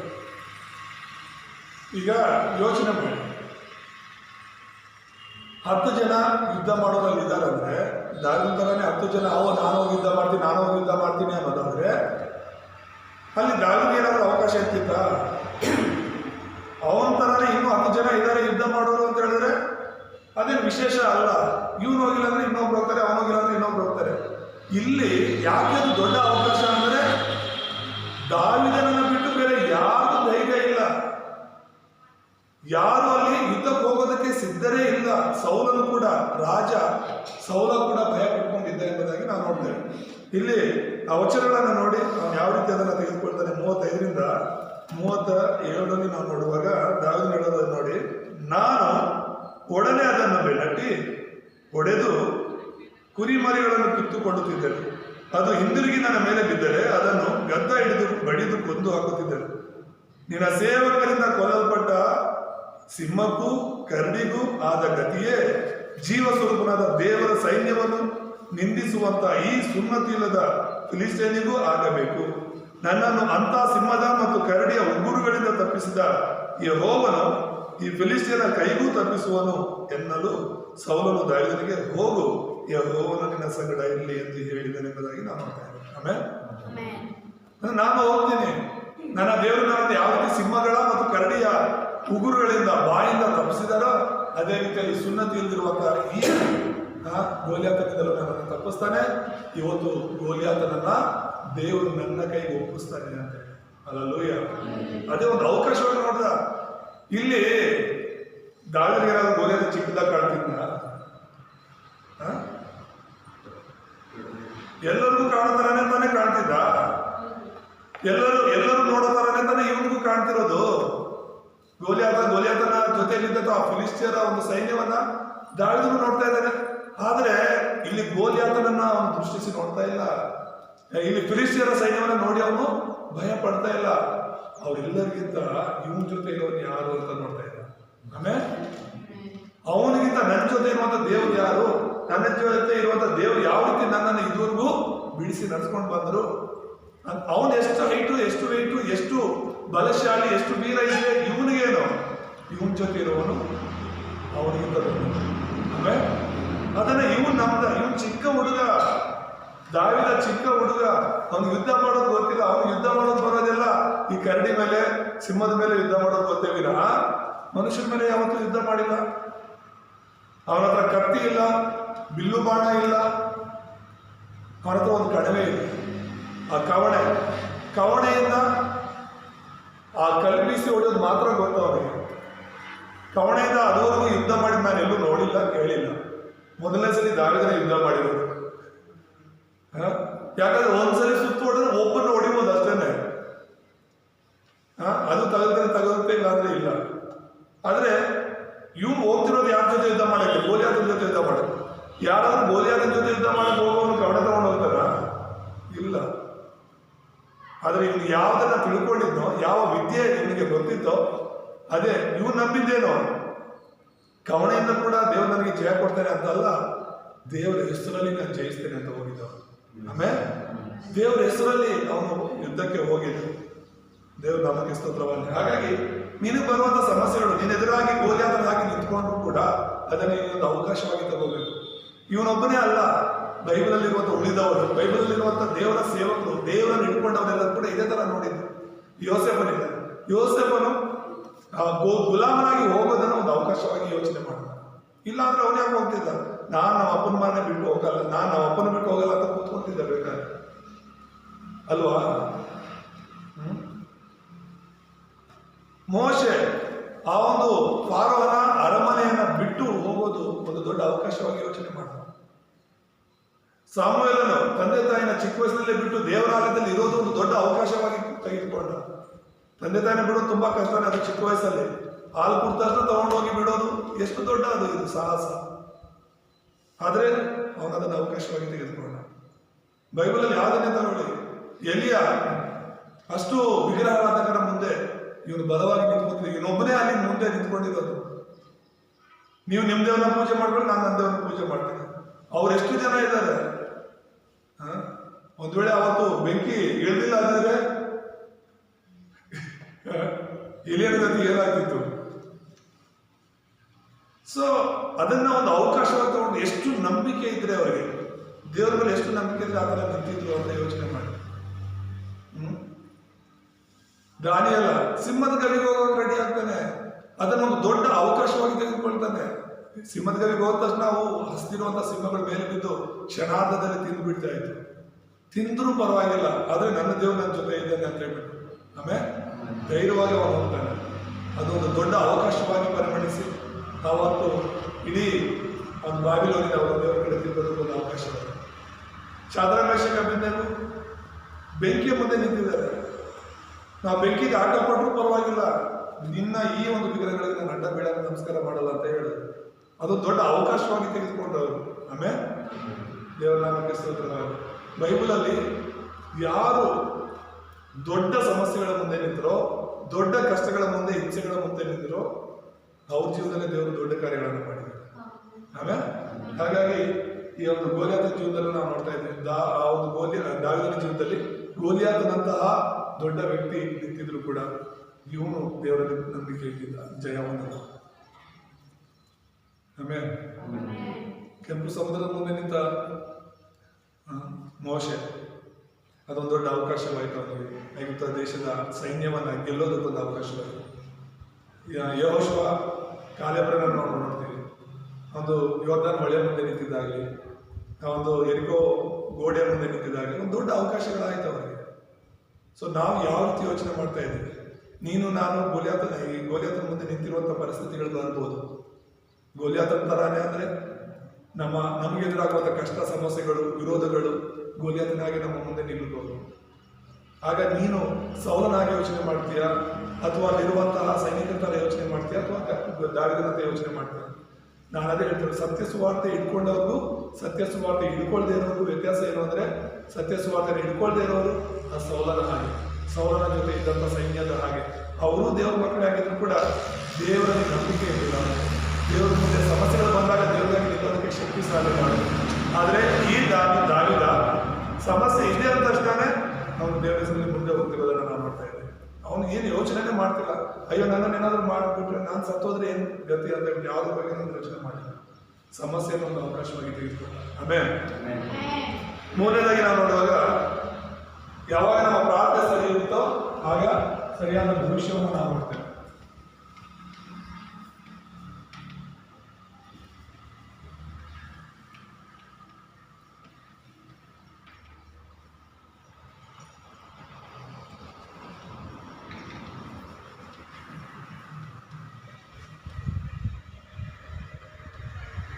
ನಮ್ಮ ಪ್ರಾರ್ಥನೆಗಳು ಸರಿ ಇರುವಾಗ ನಮ್ಮ ಭವಿಷ್ಯ ಕೂಡ ಸರಿ ಇರುತ್ತೆ. ಮುಂದೆ ಏನು ನಡೆಯುತ್ತೆ ಅನ್ನೋದನ್ನು, ಮತ್ತು ಮುಂದೆ ನಾವು ಏನು ಮಾಡಬೇಕು ಅನ್ನೋದನ್ನು ದೇವರು ನಮಗೆ ತಿಳಿಯಪಡಿಸ್ತಾರೆ ಎಂಬುದಾಗಿ ನೋಡ್ತೇವೆ. ಇಲ್ಲಿ ದಾವೀದನ ಒಂದು ಭವಿಷ್ಯ ಆಶೀರ್ವದಿಸಲ್ಪಡೋದಕ್ಕೆ ಕಾರಣ ಏನು ಅಂತ ಹೇಳಿದ್ರೆ, ಅವನು ಕುರುಬನಾಗಿದ್ರು ಕೂಡ ಕೀರ್ತನೆಯಲ್ಲಿ 23:1-3 ನೋಡುವಾಗ ಯೆಹೋವನನ್ನ ಕುರುಬನಾಗಿ ಮಾಡಿಕೊಂಡ.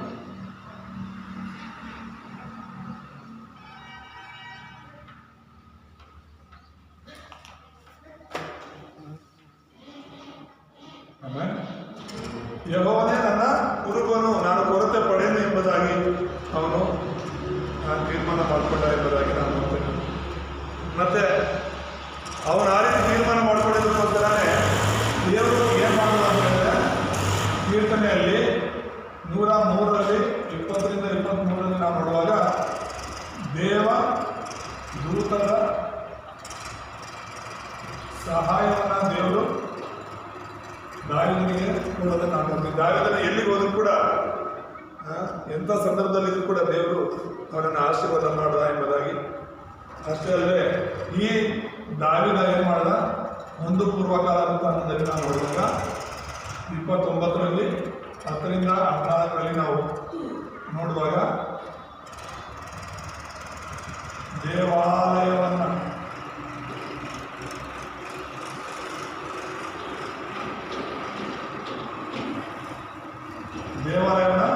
ಸಿದ್ಧಪಡಿಸಿದ ಎಂಬುದಾಗಿ ನಾವು ಆಮೇಲೆ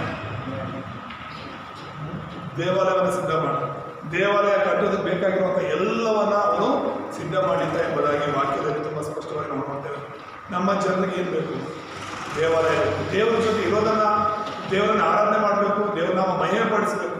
ನಾನು ನನ್ನ ಜನರು ಯಾವಾಗ ದೇವ್ರ ಜೊತೆ ಚೆನ್ನಾಗಿರ್ತೀವೋ, ದೇವ್ರನ್ನ ಆರಾಧನೆ ಮಾಡಿಕೊಂಡು ದೇವ್ರ ನಮ್ಮ ಮಹಿಮೆಗೋಸ್ಕರ ಜೀವಿಸ್ತೀವೋ, ಆಗ ಮಿಕ್ಕಿದ್ದೆಲ್ಲವೂ ಕೂಡ ಆಶೀರ್ವಾದವಾಗಿರುತ್ತೆ ಅಂತ ಹೇಳ್ಬಿಟ್ಟು ದಾವೀದನ ಅರ್ಥ ಮಾಡ್ತಾನೆ. ದಾವೀದನು ಆತ್ಮಿಕ ವ್ಯಕ್ತಿ ಆಗಿದ್ದರಿಂದಲೇ ಆತ್ಮಿಕವಾದ ವಿಷಯಗಳ ಬಗ್ಗೆ ಯೋಚನೆ ಮಾಡ್ತಾ ಇದ್ದ. ಸೌಲ ಶಾರೀರಿಕವಾದ ವ್ಯಕ್ತಿ ಆಗಿದ್ದರಿಂದ ಶಾರೀರಿಕವಾದ ವಿಷಯಗಳ ಬಗ್ಗೆ ಯೋಚನೆ ಮಾಡ್ತಾ ಇದ್ದ. ಶಾರೀರಿಕವಾಗಿ ಯೋಚನೆ ಮಾಡ್ತಿದ್ದವನು ಸ್ವಲ್ಪ ದಿನ ಅರಸನಾಗಿದ್ದು ಆಮೇಲೆ ಅವನ ಕುಟುಂಬ ಎಲ್ಲ ನಾಶವಾಗುತ್ತೆ. ಆದರೆ ಆತ್ಮಿಕವಾಗಿ ಯೋಚನೆ ಮಾಡುವಂಥ ದಾವಿದ, ಆತ್ಮಿಕವಾದ ವಿಷಯಗಳಿಗಾಗಿ ಜೀವಿಸಿದಂತಹ ದಾವಿದ, ಅವನ ಕುಟುಂಬ ದೇವರಿಗೋಸ್ಕರ ಸಾಕ್ಷಿಯಾಗಿ ನಿಲ್ಲುತ್ತೆ. ಆಮೇಲೆ ಸೊ ಈ ವ್ಯತ್ಯಾಸವನ್ನು ನಾವು ನೋಡಬೇಕು, ಯಾವುದಕ್ಕಾಗಿ ನಾವು ಸಿದ್ಧಪಡಿಸ್ಕೊಳ್ತಾ ಇದ್ದೀವಿ ಅಂತ ಹೇಳಿ. ಸೊ ಈಶಾಯ ಗುರುತನ ತರ ಕೇಳಿದ, ನೀನು ಯುದ್ಧಕ್ಕೆ ಹೋದಾಗ ಒಂದು ಗುರುತನ ತಗೋಬಾರ್ದು. ಏನು ಗುರುತನ ತಗೊಂಡೋದ ಅವನು? ಇಲ್ಲಿ 54ನೇ ವಚನವನ್ನು ನಾವು ನೋಡುವಾಗ, 12 1 ಸಮಯದಲ್ಲಿ 12ರಲ್ಲಿ 54ನೇ ವಚನ ನೋಡುವಾಗ, ದಾವಿದನು ಆ ಫಿಲಿಸ್ತೀನ ತಲೆಯನ್ನು ಯೆರೂಸಲೇಮಿಗೆ ಒಯ್ದನು ಅಂತ ಹೇಳಿ. ಆಮೇಲೆ ಏನನ್ನ, ಯಾವ ವ್ಯಕ್ತಿ ಇಸ್ರಾಯೇಲ್ಯರನ್ನ ಭಯಪಡಿಸ್ತಾ ಇದ್ದೋ, ಇಸ್ರಾಯೇಲ್ ದೇವರನ್ನ ಅವಮಾನ ಪಡಿಸ್ತಾ ಇದ್ದೋ, ಅವನ ತಲೆನ ಕರೆದುಕೊಂಡು ಹೋದ. ಆಮೇಲೆ ಅವನ ಆ ದಾವಿದನು ಅವನ ತಂದೆಗೆ ಗಿಫ್ಟ್ ಆಗಿ, ಗುರುತಾಗಿ ಆ ಒಂದು ಗೋಲಿಯಾತನ ತಲೆಯನ್ನು ತೆಗೆದುಕೊಂಡು ಹೋದ ಎಂಬುದಾಗಿ. ಸೊ ಯಾವ ರೀತಿ ದೇವರು ಜೀವನ ಕೊಡ್ತಾರೆ ಅನ್ನೋದನ್ನು ನಾವು ಯೋಚನೆ ಮಾಡಿ, ಅದಕ್ಕೋಸ್ಕರನೇ ನಾವು ಸರಿಯಾದ ಪ್ರಾರ್ಥನೆ ಮಾಡುವಾಗ ಸರಿಯಾದ ಯುಗವನ್ನು ನೋಡ್ತೇವೆ, ಸರಿಯಾದ ಪ್ರಾರ್ಥನೆ ಮಾಡುವಾಗ ಸರಿಯಾದ ಅವಕಾಶವನ್ನು ಅರ್ಥ ಮಾಡ್ಕೊಳ್ತೇವೆ, ಸರಿಯಾದ ಪ್ರಾರ್ಥನೆ ಮಾಡುವಾಗ ಸರಿಯಾದ ಭವಿಷ್ಯವನ್ನು ನಾವು ನೋಡಲಿಕ್ಕೆ ಸಾಧ್ಯವಾಗುತ್ತೆ. ಮುಕ್ತಾಯದಲ್ಲಿ 3 ವಿಷಯಗಳನ್ನು ನಾವು ನಮ್ಮ ಜೀವನದಲ್ಲಿ ಶಾಶ್ವತವಾದ ಉತ್ತರಗಳಾಗಿ ಹಿಡ್ಕೋಬೇಕು.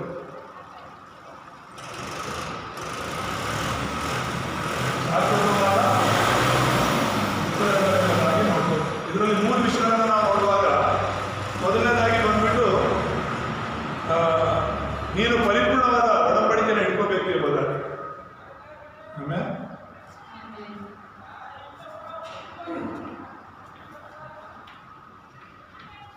ನೀನು ಪರಿಪೂರ್ಣವಾದ ಒಡಂಬಡಿಕೆಯನ್ನು ಹಿಡ್ಕೋಬೇಕೆಂಬುದಾಗಿ ಇಲ್ಲಿ ವಾಕ್ಯದಲ್ಲಿ ನಾವು ನೋಡ್ತಾ ಇದ್ದೇವೆ. ದೇವರ ವಾಕ್ಯವನ್ನು ಹಿಡ್ಕೊಳ್ಳೋದು ತುಂಬಾ ಮುಖ್ಯ. ಈಶಾಯನ ಮಗನಾದ ದಾವಿದ ದೇವರನ್ನು ಹಿಡ್ಕೊಂಡಿದ್ದವರು, ಎಲ್ಲದಕ್ಕಿಂತ ಹೆಚ್ಚಾಗಿ ದೇವರ ವಾಕ್ಯವನ್ನು ಹಿಡ್ಕೊಂಡಿದ್ರು ಎಂಬುದಾಗಿ ನೋಡ್ತೇವೆ. ಆಮೇಲೆ ಎರಡನೇದಾಗಿ ಪ್ರಯಾಣ ಎಂಬುದಾಗಿ ನಾವು ನೋಡ್ತೇವೆ. ನೀನು ಯಾವಾಗ ದೇವರ ವಾಕ್ಯವನ್ನು ಸರಿಯಾಗಿ ಹಿಡ್ಕೊಳ್ತೀಯೋ ಆಗ ನಿನ್ನ ಪ್ರಯಾಣ ಕೂಡ ಸರಿಯಾಗಿರುತ್ತೆ, ದೇವರ ವಾಕ್ಯಾನುಸಾರವಾಗಿರುತ್ತೆ. ಆಮೇಲೆ ದೇವರ ಚಿತ್ತಾನುಸಾರ ನೀನು ನಡೀತೀಯ. ಈಗ ಈ ಒಂದು ದಾವಿದನು ದೇವರ ವಾಕ್ಯವನ್ನು ಸರಿಯಾಗಿ ಇಟ್ಕೊಂಡಿದ್ದರಿಂದಲೇ ಅವನ ಒಂದು ಪ್ರಯಾಣ, ಅವನು ಕುರಿ ಮೇಯ್ಸಕ್ಕೆ ಹೋದ್ರು, ಈ ಕಡೆ ಗೋಲಿಯಾತನ ಮೇಲೆ ಯುದ್ಧಕ್ಕೆ ಹೋದ್ರು ಕೂಡ, ಅಥವಾ ಸಮೂಲನೇ ದಾವಿದನನ್ನು ಹುಡ್ಕೊಂಡು ಬರುವಂತಹ ಸ್ಥಿತಿಯನ್ನು ನಾವು ನೋಡ್ತಾ ಇದ್ದೀವಿ. ಈ ಪ್ರಯಾಣಗಳೆಲ್ಲ ಯಾವ ರೀತಿ ಪ್ರಾರಂಭವಾಯಿತು ಅಂದರೆ ದೇವರೆಲ್ಲರೂ ಬೆಳೆದಿದ್ದಕ್ಕೋಸ್ಕರ, ದೇವರ ವಾಕ್ಯವನ್ನು ಹಿಡ್ಕೊಂಡು ಜೀವಿಸಿದ್ದಕ್ಕೋಸ್ಕರ. ನೀನು ದೇವರ ಒಡಂಬಡಿಕೆಯನ್ನು ಸರಿಯಾಗಿ ಹಿಡ್ಕೊಂಡ್ರೆ ನಿನ್ನ ಪ್ರಯಾಣ ಕೂಡ ಒಡಂಬಡಿಕೆ ಪ್ರಯಾಣವಾಗುತ್ತೆ. ಆಮೇಲೆ ಸುವಾರ್ತೆಯ ಪ್ರಯಾಣವಾಗಿ ಮಾರ್ಪಡುತ್ತೆ. ಯಾವಾಗ ನಿನ್ನ ಜೀವನದಲ್ಲಿ ಆ ಸುವಾರ್ತೆಯ ಪ್ರಯಾಣದಲ್ಲಿ ನೀನು ಹೋಗ್ತೀಯೋ ಅವಾಗ ನೀನು ಗುರಿಯನ್ನು ತಲುಪ್ತೀಯ. ಆಮೇಲೆ ಗುರಿಯನ್ನು ತಲುಪ್ತೀಯ. ಅದು ದೇವರ ಗುರಿ, ನಿನ್ನ ಗುರಿ ಅಲ್ಲ. ದಾವಿದನು ಕುರಿ ಮೇಯಿಸೋದು, ದಾವಿದನು ಗೋಲಿಯಾತನ ಸೋಲಿಸೋದು ಮಾತ್ರ ಅವನ ಗುರಿಗಳಾಗಿರಲಿಲ್ಲ. ಇಡೀ ಇಸ್ರಾಯೇಲ್ ದೇಶವನ್ನ ಅವನು ರಾಜನಾಗಿ ಪರಿಪಾಲಿಸಬೇಕು, ಮತ್ತೆ ದೇವರ ನಾಮ ಮಹಿಮೆಗೋಸ್ಕರ ಒಂದು ದೇವರ ಆಲಯವನ್ನು ಕಟ್ಟಬೇಕು ಅನ್ನೋದು ದೇವರ ಗುರಿ ಅವನ ಜೀವನದಲ್ಲಿ. ಆಮೇಲೆ ಯಾಕೆ ದಾವಿದನನ್ನ ದೇವರು ಉಪಯೋಗಿಸಿದ್ರು? ದಾವಿದನು ದೇವರಲ್ಲಿದ್ದ, ದೇವರ ವಿಷಯಗಳಲ್ಲಿದ್ದ. ಹಾಗೆ ನಾನು ಹೇಳಿದ್ನಲ್ಲ, ಕೀರ್ತನೆ 23ರಲ್ಲಿ ಯೆಹೋವನ ಕುರುಬನು ನಾನು ಕೊರತೆ ಪಡೆದು 6ನೇ ವಚನದಲ್ಲಿ ನೋಡಿದ್ರೆ ನನ್ನ ಜೀವಮಾನದಲ್ಲೆಲ್ಲ ದೇವರ ಸನ್ನಿಧಿಯಲ್ಲಿ ಇರಬೇಕು ಅಂತ ತೀರ್ಮಾನ ಮಾಡ್ಕೊಂಡಿದ್ದೀನಿ. ಲೋಕದಲ್ಲಿರೋದಕ್ಕಿಂತ ನಾನು ದೇವರಲ್ಲಿ, ದೇವರ ಸನ್ನಿಧಾನದಲ್ಲಿ ಇರಬೇಕು ಅಂತ ಅವನು ತೀರ್ಮಾನ ಮಾಡ್ಕೊಂಡಿದ್ದಾನೆ. ಸೊ ಅದಕ್ಕೋಸ್ಕರನೇ ದಾವಿದನನ್ನು ದೇವರ ಆಶೀರ್ವಾದ ಮಾಡಿದ್ರು. ದಾವಿದನನ್ನ ಇವನು ನನ್ನ ಹೃದಯ ಪ್ರಿಯನೆಂಬುದಾಗಿ ದೇವರು ಹೇಳೋದನ್ನು ನಾನು ನೋಡ್ತೀನಿ. ಆಮೇಲೆ ಹಾಗಾಗಿ ಇವತ್ತಿನ ಸಂದೇಶದಲ್ಲಿ ಈಶಾನ್ಯ ಯಾವ ರೀತಿ ದೇವರನ್ನ ಹಿಡ್ಕೊಂಡು, ದೇವರ ವಿಷಯವನ್ನು ಹಿಡ್ಕೊಂಡು ತನ್ನ ಮಗನನ್ನ ದೇವರಾಗಿ ಬೆಳೆಸ್ತಾ, ಅದೇ ರೀತಿಯಲ್ಲಿ ತಂದೆ ಹಾಕೊಟ್ಟಂತ ಮಾರ್ಗದಲ್ಲಿ ಯಾವ ರೀತಿ ದಾವಿದನು ಹೋಗಿ ದೇವರಿಗಾಗಿ ಜೀವಿಸ್ತಾ ಯಾವ ರೀತಿ ಒಂದು ಬದಲಾವಣೆನ ತಂದೆ ಎಂಬುದಾಗಿ ನಾವು ನೋಡ್ತಾ ಇದ್ದೇವೆ. ಅದೇ ರೀತಿಯಲ್ಲಿ ನೀನು ನಾನು ಕೂಡ ಈ 3 ವಿಷಯಗಳನ್ನು ಅರ್ಥ ಮಾಡಬೇಕು. ದೇವರ ಸುವಾರ್ತೆಯನ್ನು ಒಡಂಬಡಿಕೆಯಾಗಿ ಇಟ್ಕೋಬೇಕು, ದೇವರ ಸುವಾರ್ತೆಯ ಪ್ರಯಾಣದಲ್ಲಿ ಹೋಗಬೇಕು, ಮತ್ತೆ ದೇವರ ಗುರಿಯನ್ನು ನಾವು ತಲುಪುವ ಕಡೆಗೆ ಹೋಗಬೇಕು. ದೇವರ ಗುರಿ ನಮ್ಮ ದೇಶವನ್ನು ರಕ್ಷಿಸುವಂಥದ್ದು, ದೇವರ ಗುರಿ ಪ್ರಪಂಚವನ್ನು ರಕ್ಷಿಸುವಂಥದ್ದು. ಒಬ್ಬ ಈಶಾನು ಲೋಕ ಸುವಾರ್ತೆಗಳನ್ನ ಮಾಡಲಿಕ್ಕೆ ಸಾಧ್ಯವಾಗಿದ್ರು ಅವನ ಮಗನ ಮೂಲಕ. ಆಮೇಲೆ ನಿನ್ನ ಮೂಲಕ, ನಿನ್ನ ಮಕ್ಕಳ ಮೂಲಕ, ನಿನ್ನ ಸಭೆಯ ಮೂಲಕ ಈ ಲೋಕ ಸುವಾರ್ತೆಗಳನ್ನ ಅನ್ನೋದು ನಡೀಬೇಕು. ಹಾಗಾಗಿ ಈ ದೇವರ ವಾಕ್ಯವನ್ನು ಸರಿಯಾಗಿ ಹಿಡ್ಕೊಂಡ್ರೆ ನಮ್ಮ ಜೀವನದಲ್ಲಿ ದೇವರ ಅವಕಾಶ ಕೊಡ್ತಾನೆ. ಗೋಲಿಯಾತನ ಮುಂದೆ ಹೇಗೆ ದಾವಿದ ನಿಂತ್ಕೊಳ್ಳುವಂಥ ಪರಿಸ್ಥಿತಿ ಬಂತೋ ಅದೇ ರೀತಿಯಲ್ಲಿ ಅದೊಂದು ಆಶೀರ್ವಾದವಾಗಿತ್ತು, ಅದೊಂದು ಮೆಟ್ಟಿಲು ಅವನಿಗೆ. ಈ ಜಿಗಿಯುವ ಹಲಿಗೆ ಅಂತ ಹೇಳ್ಬಿಟ್ಟು ನೀವು ವಾಕ್ಯದಲ್ಲಿ ಓದಿದಿರಲ್ವ, ನಾನು ಟ್ರಾನ್ಸ್ಲೇಟ್ ಮಾಡಿರೋಂಥ ವಾಕ್ಯದಲ್ಲಿ. ಸೊ ಆ ಜಿಗಿಯುವ ಹಲಿಗೆ ಥರ, ಈ ಜಿಗಿಯುವ ಹಲಿಗೆ ಅಂತ ಹೇಳಿದ್ರೆ ಒಂಥರ ಈಗ ಒಲಿಂಪಿಕ್ಸ್ ಗೇಮ್ ನಡೀತಾ ಇರ್ತಲ್ಲ, ಡೈವ್ ಹೊಡಿತಾರೆ ನೀರಲ್ಲಿ, ಒಂಥರ ಬೆಂಡ್ ಆಗ್ತಾ ಇರುತ್ತೆ ಆ ಹಲಿಗೆ, ತುಂಬಾ ಸ್ಮೂತ್ ಆಗಿ ಎಡ್ಜೆಲ್ಲ ಕುತ್ಕೊಂಡು ಈ ಬೆಂಡ್ ಮಾಡಿ ಮಾಡಿ ಮಾಡಿ ಮೇಲೆ ಆಗ್ತದೆ. ಸೊ ಆ ಹಲಿಗೆ ಅನ್ನೋದು ಅವ್ರಿಗೆ ಮೇಲೆ ಹೋಗೋದಕ್ಕೆ ಅನುಕೂಲ ಮಾಡೋದು. ಕೆಳಗಡೆ ಹೋಗ್ತಾ ಇರೋ ಥರ ಅನ್ಸ್ಬೋದು, ಆದರೆ ಕೆಳಗಡೆ ಹೋಗೋಕ್ಕಲ್ಲ, ಆ ಹಲಿಗೆ ಇರೋದು ಮೇಲೆ ಹೋಗೋದು. ಆಮೇಲೆ ಹಾಗೆ ನಮ್ಮ ಜೀವನದಲ್ಲಿ ಕೂಡ ಸಮಸ್ಯೆಗಳು, ಕಷ್ಟಗಳು, ವಿಪತ್ತುಗಳು ಜಿಗಿಯುವ ಹಲಿಗಳಾಗಿದೆ. ದೇವರ ವಾಕ್ಯದಲ್ಲಿ ದೇವರ ವಾಕ್ಯವನ್ನು ಇಟ್ಕೊಂಡು ನಾವು ಮುಂದೆ ಹೋಗುವಾಗ ಅದೇ ಗೋಲಿಯಾತ ಒಂದು ದೊಡ್ಡ ಸಮಸ್ಯೆ ಆಗಿದ್ದ, ಆದರೆ ಅದೇ ಗೋಲಿಯಾತ ಒಂದು ಜಿಗಿಯುವ ಹಲಿಗೆ ಆಗಿದ್ದ. ಆಮೇಲೆ ಅಲ್ಲಿಂದ ಅವನು ಎಲ್ಲಿಗೆ ಜಿಗಿದ? ದೇವರ ನಾಮ ಮಹಿಮೆಗೋಸ್ಕರ ಅರಮನೆಗೆ ಹೋದ ಎಂಬುದಾಗಿ ನಾವು ಮಾಡ್ತೇವೆ. ರಾಜನಾಗಿ ದೇವರಿಗಾಗಿ ಅವನು ಜೀವಿಸಿದ ಎಂಬುದಾಗಿ ನಾವು ಮಾಡ್ತೇವೆ. ಈ ವಾಕ್ಯದಿಂದ ದೇವರು ನಮ್ಮನ್ನು ಆಶೀರ್ವಾದ ಮಾಡಿ, ನೀನು ನಾನು ಕೂಡ ಈಶಾ ಹಿಡ್ಕೊಂಡಂಥ ಒಡಂಬಡಿಕೆಯನ್ನು, ದಾವಿದ ಹಿಡ್ಕೊಂಡಂಥ ಒಡಂಬಡಿಕೆಯನ್ನು ಹಿಡ್ಕೊಂಡು ಜೀವಿಸೋಣ. ಪ್ರಾರ್ಥನೆ ಮಾಡ್ಕೊಳ್ಳೋಣ. ನಮ್ಮನ್ನು ಬಹಳವಾಗಿ ಪ್ರೀತಿಸುವಂತ ನಮ್ಮ ತಂದೆಯಾದ ದೇವರೇ, ನಿಮ್ಮ ಪರಿಶುದ್ಧ ನಾಮ ಸ್ತೋತ್ರವಾಗಿ ಈ ಒಂದು ಸ್ವಾಮಿ ದಿನದಲ್ಲಿ ನಿಮ್ಮ ಸನ್ನಿಧಿಯಲ್ಲಿ ನಾವೆಲ್ಲರೂ ಈ ರೀತಿಯಾಗಿ ಬಂದು ನಿಮ್ಮನ್ನು ಆರಾಧಿಸಲು, ನಿಮ್ಮನ್ನು ಸ್ತುತಿಸಲು, ನಿಮ್ಮ ನಾಮವನ್ನು ಕೊಂಡಾಡಲು ಕೊಟ್ಟಂತ ಮಹಾಭಾಗ್ಯಕ್ಕಾಗಿ ಸ್ತೋತ್ರ. ಇಲ್ಲಿ ಕೂಡಿ ಬಂದಿರುವಂಥ ನಿನ್ನ ಮಕ್ಕಳನ್ನು ಆಶೀರ್ವದಿಸಲಿ ಸ್ವಾಮಿ. ಬಂದಿರುವಂಥ ಇನ್ನೂ ನಿನ್ನ ಮಕ್ಕಳನ್ನ ನೀವು ಮುಟ್ಟಿರಿ. ಈ ಒಂದು ಯೂಟ್ಯೂಬ್ ಮೂಲಕ ವಾಕ್ಯವನ್ನು ಕೇಳ್ತಿರೋಂಥ ಪ್ರತಿಯೊಬ್ಬರನ್ನ ನೀವು ಮುಟ್ಟಿರಿ ಸ್ವಾಮಿ. ಈ ವಾಕ್ಯಗಳನ್ನು ಅರ್ಥ ಮಾಡಿಕೊಳ್ಳುವಂಥ ಕೃಪೆಯನ್ನು ಅನುಗ್ರಹಿಸಬೇಕಾಗಿ ಪ್ರಾರ್ಥಿಸ್ತೇವೆ. ಯೇಸು ನಾಮದಲ್ಲಿ ಪ್ರಾರ್ಥಿಸಿ ಬೇಡುತ್ತೇವೆ ತಂದೆ. ಆಮೆನ್.